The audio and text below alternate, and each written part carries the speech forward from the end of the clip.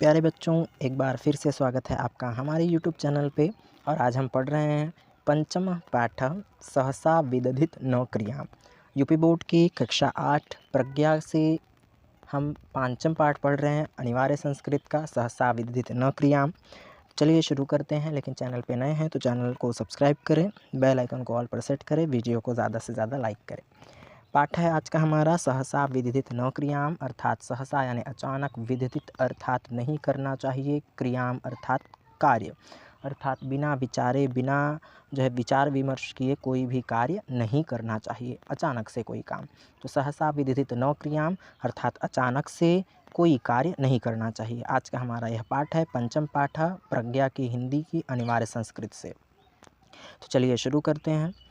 ईस्वी वर्षस्य सप्तम शताब्द्यां महाराष्ट्रप्रान्ते आसीत् राजा विष्णुवर्धन।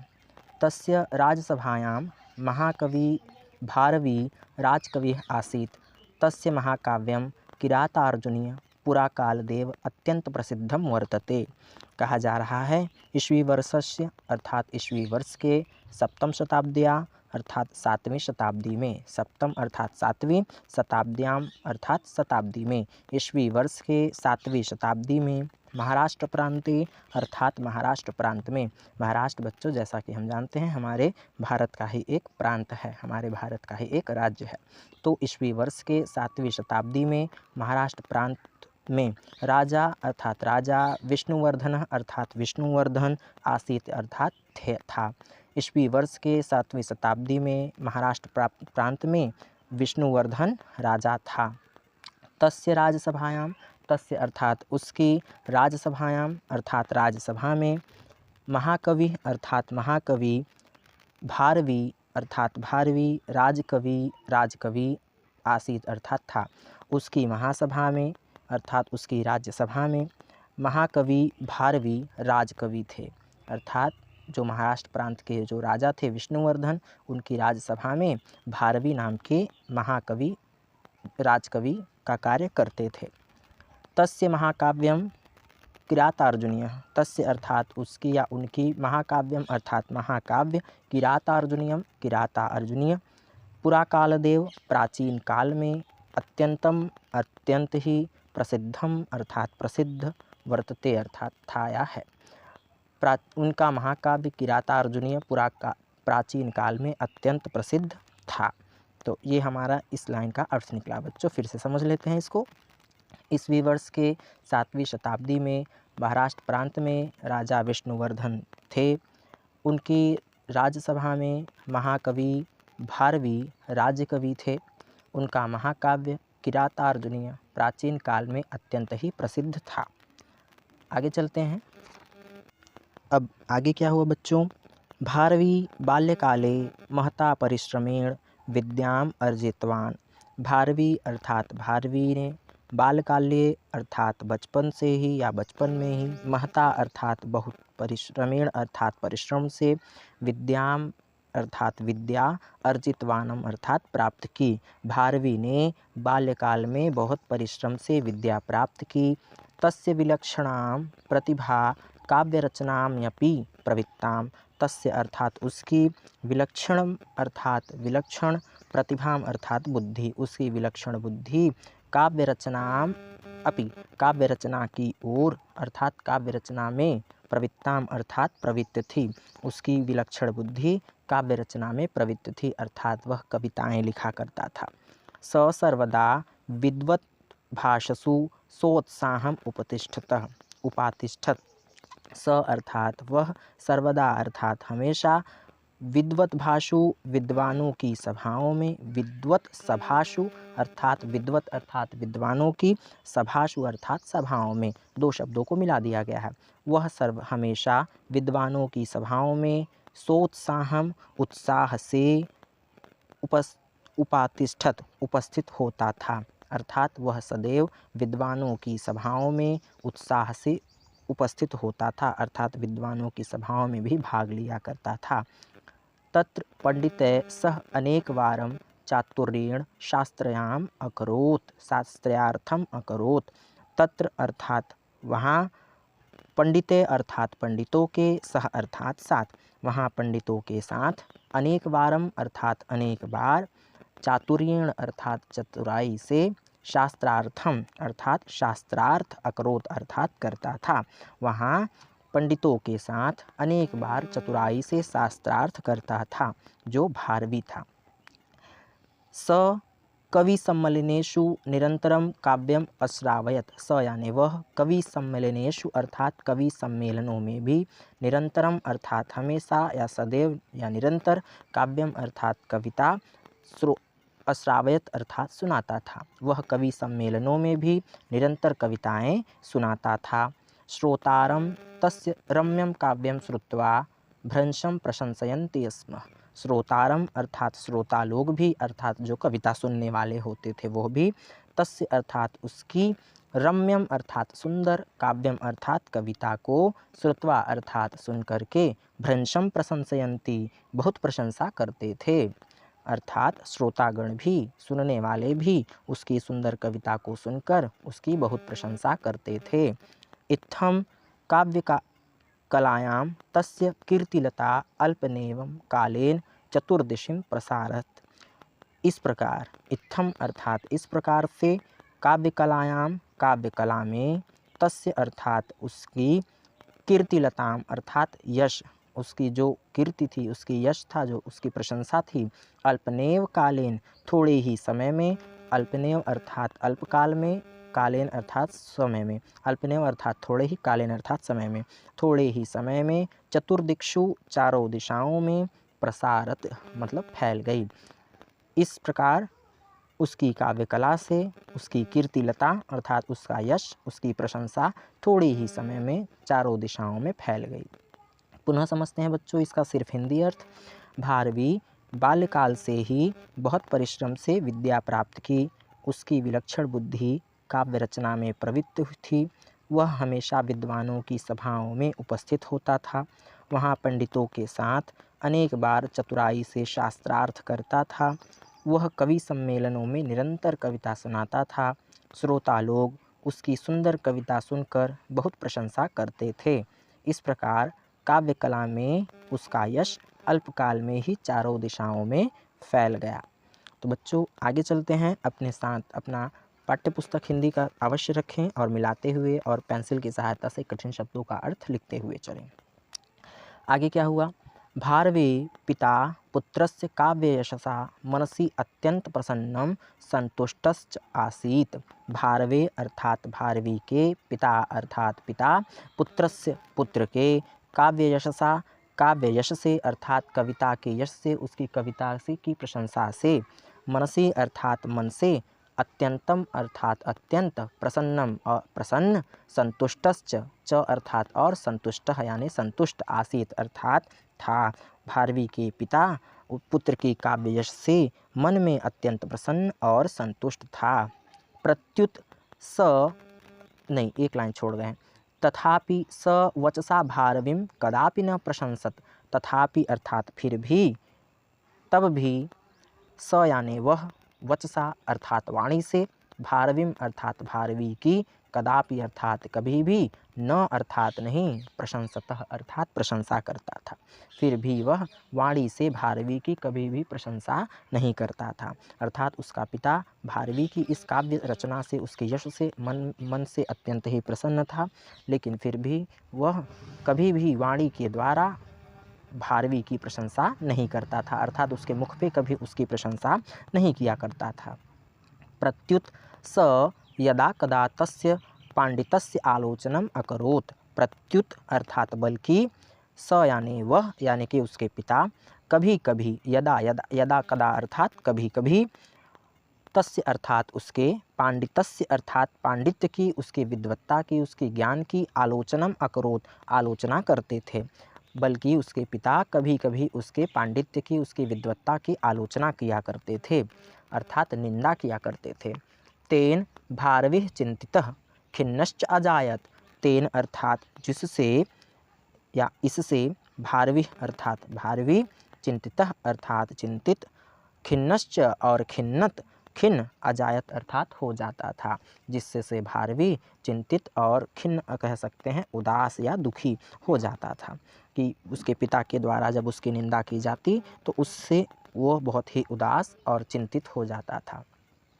एकदा तस्य पिता काव्यं श्रुत्वा राजसभायामेव आलोचितवान् तिरस्कृतवान् च। एकदा अर्थात एक बार, तस्य पिता उसके पिता, काव्यम श्रुत्वा कविता को सुनकर, एक बार उसके पिता उसकी कविता को सुनकर, राजसभायामेव राजसभा में ही, आलोचितवान उसकी आलोचना कर दी, अर्थात राज्यसभा में ही कविता सुनकर उसकी निंदा उसकी बुराई करना शुरू कर दी, उसकी आलोचना करने लगे।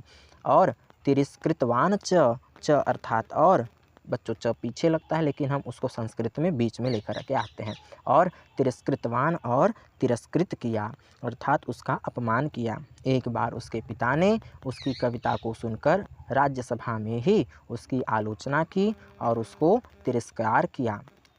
तेन अर्थात उससे, तेन अपमानेन भारवी पिते अत्यधिक रुष्टम उद्निग्नश्च अभवत। तेन अर्थात उसके, अपमानेन अर्थात अपमान से, भारवी अर्थात भारवी उस अपमान से, भारवी पित्रे अर्थात पिता पर, अत्यंत रुष्टम अत्यंत ही रुष्ट अर्थात बहुत क्रोधित हुआ, उद्विग्नश्च अभवत अर्थात वह अपने पिताजी की इस आलोचना पे नाराज हुआ और उद्विग्न हुआ, अर्थात पिता का ऐसा व्यवहार भारवी को पसंद नहीं आया कि पिताजी ने राज्यसभा में ही उसको अपमानित किया, जिसकी वजह से वो बहुत ही क्रोधित और उद्विग्न हुआ, अर्थात उसको बहुत ही कष्ट हुआ भारवी को कि उसके पिता ने ही उसकी निंदा की। आगे क्या हुआ बच्चों, अब वो बहुत ही क्रोधित और बहुत ही रुष्ट हुआ। स चिंतायाम रात्रो निद्रा न लब्धवान। स अर्थात उसे, चिंताम अर्थात चिंता के कारण, उसे चिंता के कारण, रात्रो अर्थात रात्रि भर, निद्राम न लब्धवानम निद्रा नहीं आई अर्थात वह पूरी रात चिंता के कारण नहीं सो सका। गृहे इस्ततः पर्यटन स रात्रौ पृथु प्रकोष्ठाद बहिरेव किंचित कालम स्थितः। गृहे अर्थात घर में, इस्ततः इधर उधर, पर्यटन अर्थात घूमते हुए, स अर्थात वह अर्थात भारवी, रात्रौ अर्थात रात्रि में, पितुः अर्थात पिता के, प्रकोष्ठाद अर्थात कमरे में, अर्थात रात्रि में वह जब उसे नींद नहीं आ रही थी तो घर में वह इधर उधर भ्रमण कर रहा था और वह रात्रि में पिता के, प्रकोष्ठाद अर्थात कक्ष के या कमरे के, बहिरेव अर्थात बाहर ही, किंचित कालम थोड़ी देर के लिए या कुछ समय के लिए, स्थितः अर्थात बाहर खड़ा हो गया अर्थात स्थित हो गया, वह थोड़ी देर के लिए पिताजी के कमरे में ही अर्थात उनके कमरे के बाहर ही थोड़ी देर उपस्थित रहा। तदा स्वविषये माता पित्रो वार्तालापम अश्रुणत। अस्माकं पुत्रः महाकवि महापंडितश्च। तदा अर्थात तब, स्वविषये अर्थात अपने विषय में, माता पिता के द्वारा, वार्तालापम वार्तालाप करते हुए, अश्रुणतः अर्थात सुना। अर्थात जब रात्रि में भारवी इधर उधर घर में पर्यटन कर रहा था, घूम रहा था, जब उसे नींद नहीं आ रही थी तब वह पिताजी के कमरे के बाहर कुछ देर उपस्थित रहा और फिर उसने देखा कि माता पिता उसके बारे में बात कर रहे थे और उसने सुना। क्या सुना? अस्माकं पुत्रः महाकवि महापंडितश्च। अस्माकं अर्थात हमारा, पुत्रः अर्थात पुत्र, महाकवि महापंडितश्च और महापंडित है, हमारा पुत्र महाकवि और महापंडित है। तस्य यशः निरंतरम वर्धते। तस्य अर्थात उसका, यशम अर्थात यश, निरंतरम अर्थात लगातार, वर्धते यानी बढ़ रहा है, उसका यश निरंतर बढ़ रहा है। स समाजे अस्माकम अपि गौरवम स्थापयति। स अर्थात वह, समाजे अर्थात समाजे में, अस्माकम अपि हमारा भी, गौरवम अर्थात गौरव, स्थापितम अर्थात स्थापित कर रहा है, स्थापयति अर्थात स्थापित कर रहा है, वह समाज में हमारा भी गौरव स्थापित कर रहा है। अर्थात वह केवल अपना ही नहीं यश बढ़ा रहा बल्कि अपनी यश के द्वारा हमारा गौरव भी समाज में बढ़ा रहा है। ऐसा भारवी के माता पिता बात कर रहे होते हैं, जैसा कि बच्चों आप चित्र जो बना हुआ है आपकी पाठ्य पुस्तक में वहाँ भी देख सकते हैं। आगे क्या होता है? किंतु स को इतो अपि अधिकम कवित्वम कीर्ति चार्जयेत इति विचार्यं सभाया मध्यम मया तिरस्कृतम। अब क्या कहते हैं उसके पिताजी कि वो हमारा जो पुत्र है हमारा गौरव समाज में बढ़ा रहा है। किंतु अर्थात किंतु स इतोऽपि वह और भी अधिकम अर्थात अधिक कवित्वम कीर्ति कवित्व की कीर्ति को अर्थात कवित्व के यश को आचार्येत अर्थात प्राप्त करे इति अर्थात ऐसा विचार्यम अर्थात विचार करते हुए सभायां मध्यम सभा में मयाम अर्थात मैंने तिरस्कृतः उसका तिरस्कार किया। किंतु वह और भी अधिक कवित्व का यश प्राप्त करे इसलिए मैंने उसे सभा में तिरस्कृत किया ताकि उसे अपने ज्ञान का अहंकार ना हो। इति ऐसा वो बातें कर रहे थे अर्थात भारवी के माता और पिता। एवं श्रुत्वा भारवी तत् प्रतिनिवृत्तः। एवं श्रुत्वा अब जब ऐसा उसने सुना उसके माता पिता ऐसा बात कर रहे थे तो एवं श्रुत्वा ऐसा सुन कर के भारवी ततः प्रतिनिवृत्ता ऐसा सुनते ही भारवी का गुस्सा निवृत्त हो गया अर्थात भारवी का जो गुस्सा था क्रोध था वह सब समाप्त हो गया। अर्थात माता पिता के द्वारा अपने विषय में इस प्रकार की बातें सुन कर के जो है उसकी प्रवृत्ति दूर हो गई।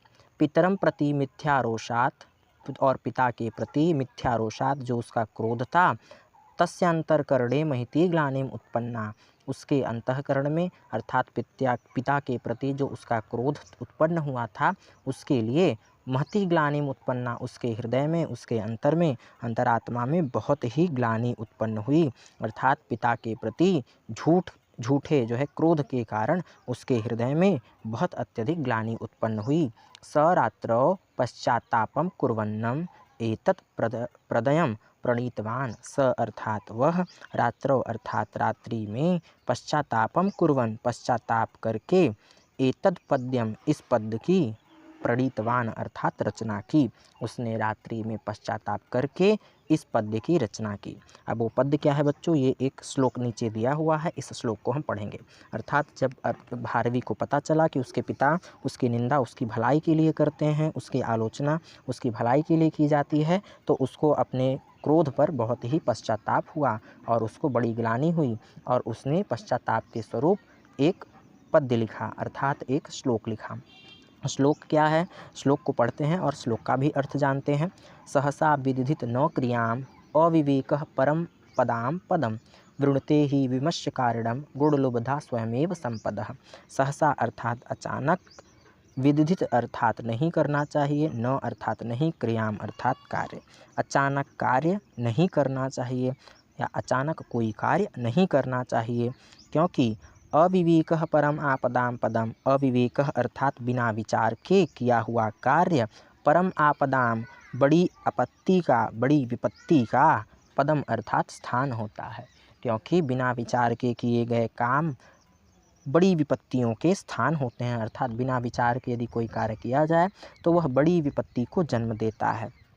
और वृणते ही विमश्य कारणम गुणलुब्धा स्वयमेव संपदः कहते हैं कि गुण रूपी जो संपदा अर्थात गुण संपदा अर्थात गुण रूपी जो संपत्तियां है वृणते अर्थात वर्ण कर लेती है विमश्य कारणा अर्थात विचार पूर्वक कार्य करने वालों के वृणते अर्थात वर्ण कर लेती हैं विमश्य कारण विचार करके कार्य करने वालों को गुणलुब्धा अर्थात गुण रूपी स्वयमेव अर्थात स्वयं ही संपदा अर्थात संपत्तियाँ गुण रूपी संपत्तियाँ विचार पूर्वक कार्य करने वालों के प्रति स्वयं वर्ण कर लेती हैं अर्थात संपत्ति गुण रूपी संपत्ति उन्हीं व्यक्तियों के पास जाती है जो विचार पूर्वक कार्य करते हैं सोच विचार के कार्य करते हैं। फिर से समझते हैं बच्चों इस श्लोक का हिंदी अर्थ। इसका अर्थ ये निकलता है कि कोई भी कार्य अचानक बिना विचार के नहीं करना चाहिए क्योंकि बिना विचार के किया हुआ कार्य बड़ी आपत्तियों का स्थान होता है और जो व्यक्ति सोच विचार के कार्य करते हैं विचार पूर्वक कार्य को प्रारंभ करते हैं गुण रूपी संपत्तियां उन्हें स्वयं ही वर्ण कर देती हैं। तो बच्चों आज का हमारा यह पाठ था सहसा विदिधित न क्रियाम कक्षा 8 की प्रज्ञा अनिवार्य संस्कृत खंड का पंचम पाठ है। हमने इस पाठ को पढ़ा इस पाठ का हिंदी अनुवाद किया। वीडियो पसंद आया हो तो इसे लाइक करें और मित्रों में भी अधिक से अधिक साझा करें।